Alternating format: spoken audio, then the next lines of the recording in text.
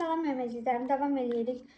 Oğlaq bölgü ilə mart sənin üçün ünsiyyət, qərar, əsasların möhkəmlənməsi ayıdır. Ayın əvvəlində sözlər, ayın sonunda isə konkret addımlar ön plana çıxır. 1-2 mart. Tamamlanma istəyi var, zehni gərginlik var, çox düşünürsünüz, yarımçı qalan söhbətləri tamamlamaq istəyirsiniz. Bu söhbətlər ağlınızdan sanki çıxmır, qərar verməkdə tələsməməlisiniz, dəqiqlik tələb edən işlər var, onları tamamlamaq istəyirsiniz. Tamamlama kartı çıxdı sizin üçün. 3 mart dolunayı. Yaxın çevrə, sənət, gələcəklə bağlı, səyahətlə bağlı ünsiyyət mövzuları ola bilər ki, bunlarda aydınlaşma istəyirsiniz. Bir razılaşma tamamlanır və yaxud da bir yerdən yer dəyişməmi, yeni bir macəra mı deyim, qardaş, bacı, yaxın tanışla bağlı məsələnin həlli mi deyim. Bu dolunay sözün arxasında dur deyir sizə. 4-18 mart. Ev ailə mövzuları aktivləşir. Təmir edənlər ola bilər, köç, ailə içi söz-söhbətlər ola bilər. Yəni, özünüzü nələrdəsə günahkar və yaxud da özünüzü çox yük almış kimi hiss eləyə bilərsiniz. Keçmişlə bağlı emosional mövzu yenidən gündəmə gələ bilər. Ümumiyyətlə, özünüzü heç nədə günahkar hiss eləməyin. Hər şeyi siz tək başına öhdənizə götürməyin. 19 mart yeni ayı. Ünsiyyət və planlarda yeni başlanğıc, tamamlanma istəyi var. Yeni müqavilə, təhsil, layihə ola bilər. Artıq sən tamamlanırsan, öz fikrini daha rahat ifadə edirsən. Bu tarixdən sonra planların rahatlıqla formalaşa bilər. 20 martdan sonra ev iş söhbətləri öndə olacaq.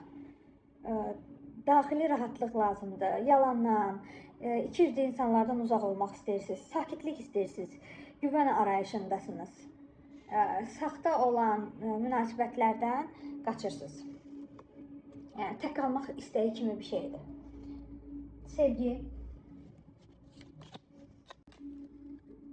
1-10 mart. Emosiyalarınızı ifadə etmək sizdə çətin ola bilər. Qarşı tərəf sizdən açıq mövqe gözləyir. 3 mart dolunayı. Münasibətlərdə ciddi söhbət ola bilər. Ya anlaşma dərinləşir, ya da məsafə qoyulur. Özünüzü çıxılmazda hiss edirsiniz. 19 martdan sonra. Ünsiyyət güclənir. Münasibətlərdə daha açıq, konkret mərhələ başlayır. Qısqanclıq artır. Sakitlik axtarırsınız.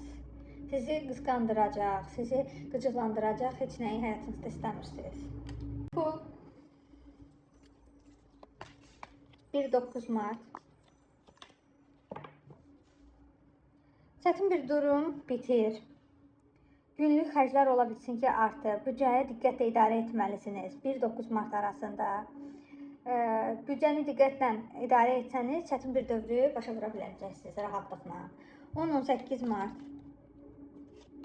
Disiplinli və yaxud da bir, belə deyək də, planlı işlər görməlisiniz.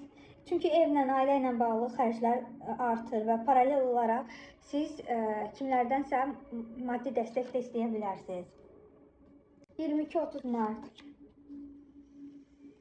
Rahatlamaq istəyirsiniz, maddi sabitliyə ehtiyacınız var. Uzun müddətli plan qurmaq üçün çox uyğun dövrdür. İdeyalarınızı başlamaq üçün yaxşı bir dövrdür. Mart ayı üçün bir kart çəkəcəm.